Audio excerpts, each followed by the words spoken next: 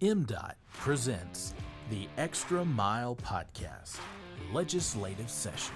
Welcome into another edition of the Extra Mile Podcast Legislative Session. I'm Paul Catul, MDOT Digital Media Manager. I'm joined as always by my co-host Will Kraft. He handles government and constituent affairs for the agency.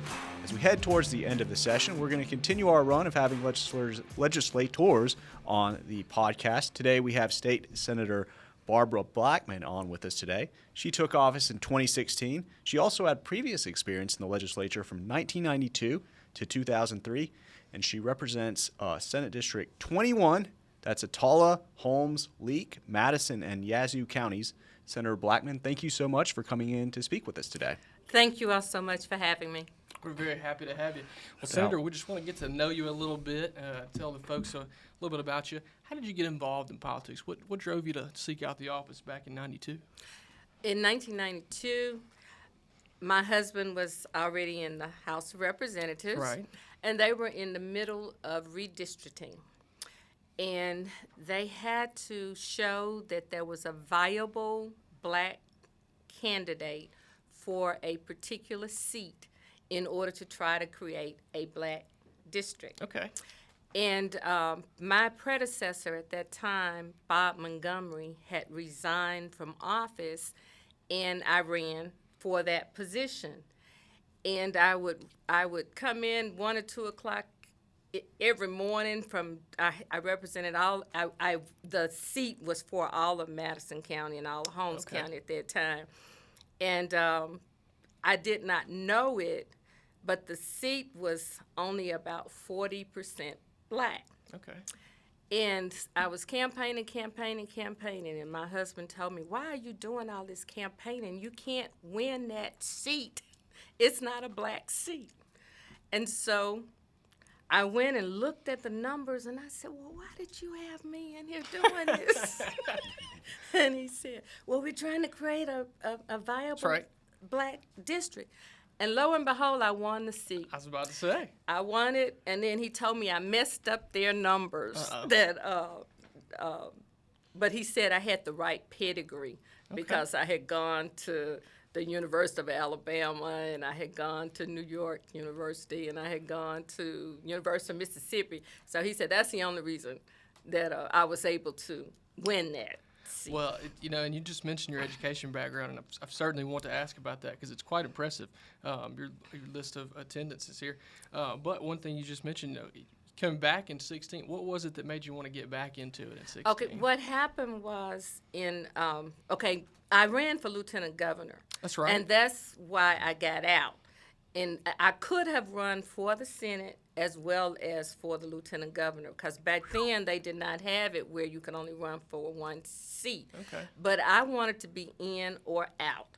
At that time, you just could not make any headway in legislation. And I wanted to try to do something that would have an impact for the state of Mississippi, because I felt that what I had to offer was progressiveness for this state. And so I lost the lieutenant governor's race. I was the Democratic nominee. And so I was out for 12 years. And then the senator who was representing me made some comments that I did not like. I didn't sit well with me, and I just didn't think that he should be representing the people that feel like me, and that's why I came back. Well, hey, and they told you in 92 you couldn't do it. I know they didn't say that in 16 because you did it again, right? I tried. I did it. I won by only 36 votes, too. Wow. Every vote counts, as they say. That's impressive. Yeah. Let's take things back to the future. So you are the chair of the Housing Committee. Please tell us more about your role on that committee and what kind of work the committee does. Well, we have been conducting hearings on the housing needs in the state of Mississippi, on whether it's rental properties, senior citizen homes, affordable housing. And we have attempted to offer legislation each session related to what our hearings show. We have not been successful because I would say that there's just not there's a lack of support for housing in the state of Mississippi. And it's really unfortunate because we lack so many things in the state that we have this brain drain. And if we had opportunities for our students, our kids here in the state, Sure. if we had affordable housing for them, if we had cultural activities for them, then we could address the brain drain. That makes sense. That makes sense. And also, another committee that you serve on, very relevant to the Extra Mile podcast, you are the vice chair of Highways and Transportation. So what is going on with the Highways and Transportation Committee? Any legislation that we need to know about? Well, All the kinds of stuff. the All kinds of MDOT, stuff, the yeah. MDOT budget is always very significant. That's right. And we're in conference time right now. That's right. And MDOT has gotten a substantial injection of funds through the federal government. That's right. And we hope that those monies will be utilized in the communities that are underserved. Because as you all know, being MDOT employees, Biden and the Secretary of Transportation has said that the underserved communities deserve to get the kinds of funds that other communities have gotten. And so we hope that that is the mission of MDOT to make certain that that occurs. I know it's certainly something, that, to address the rural needs of the state. It's very rural, generally speaking, but there are certainly some areas that are more so than others, and they need some attention, right? Absolutely. That is exactly true. And we are a very rural state, just like, for an example, where I represent, one between Canton and Carthage, Mississippi, Highway yeah. 16. That is a horrible, horrible death trap. And when I was here in I think it was like 2001, we got included in Vision 21 Okay. for 16 to be addressed, and it still has not been addressed. Got to be on the list then. We've gotta It's get on that. the list now, but it hasn't been addressed. We've got to maybe get it higher up the list then, right? That's correct. That's correct. Well, and I know another interesting topic going on in our Highways and Transportation, the Emergency Road and Bridge Program, a big thing. We're still waiting to kind of see, what that's going to look like the next iteration. Are you hearing things about refunding that program again? They're supposed, it is represented that more monies will be placed right. in it. But as you know, this is the time of the year where you think you're getting something and then something happens. So As conference approaches, I know you mentioned, seems like it's already here and it's still another week to go, but this is really the That's bargaining chips, trading out and hashing out all the differences that's been going on throughout the session. We're close though. that's We are correct. close. No doubt. Maybe not transportation or housing or anything, but is there any other legislation out there that you are keeping your eyes on as we head towards the end? Sine die. Well, yes, the ARPA monies. That's right. Because our cities and our counties, water, sewer, roads and bridges, as you mentioned, those monies are monies that, again, came about as a result of President Biden. That's right. And they're supposed to be being utilized for these communities that are underserved, are unserved.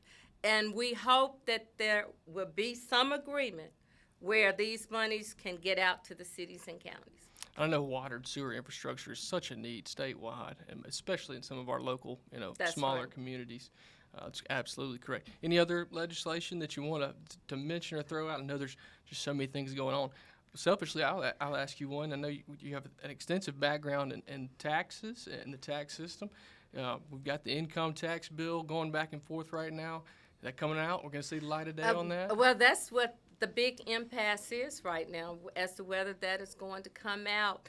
Now, the Senate initially passed something that I thought was good, Right. and that was giving some car tag relief, giving the grocery tax relief, eliminating the 4%.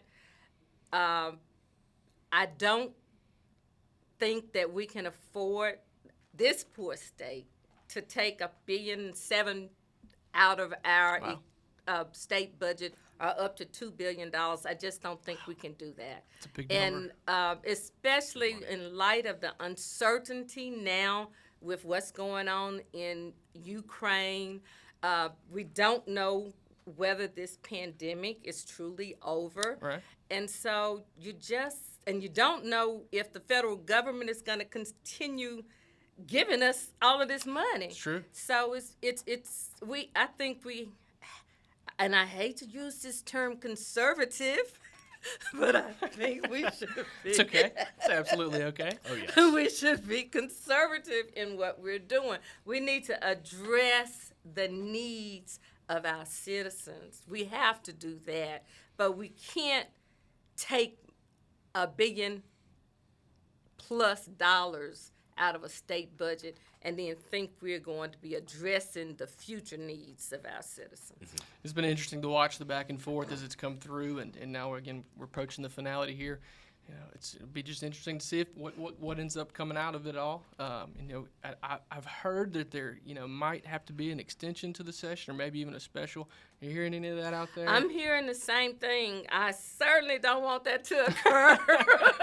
Ready to get back home? We're ready. I mean, this is a citizen legislature. That's right. And we all have jobs we need to get back to. That's exactly right. I can understand. No doubt. Well, did I lose my mic?